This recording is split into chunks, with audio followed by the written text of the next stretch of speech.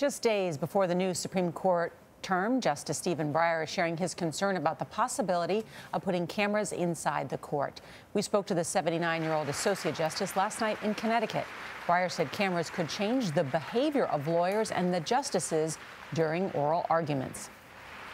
You all think that you're immune from changing your behavior because the press is always there. After all, they're always in the room. They hear the oral argument. They're right in front of us. And I think I say what I think. Unfortunately, I sometimes say things a little idiotic, but I'll get over it. But wait till you see yourself on television the first time with a picture, and they're saying something. You're saying those words, and it's quite clear to you at the time you meant the opposite. But what they're doing is they're putting it in such a way that in context it looks as if you're doing something really unfortunate. Wait till you see that. Once you see it, you will watch what you say much more carefully. And I don't want to watch what I say. I want to say what I think there and find out. But Breyer said he does think cameras will eventually be allowed inside the court.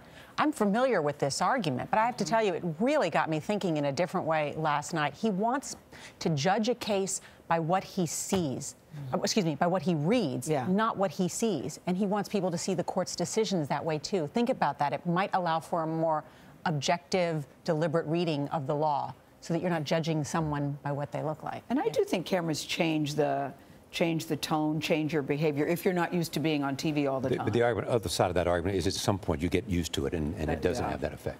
Just like cinema verite, following people around, at some point they forget the cameras the cameras are there.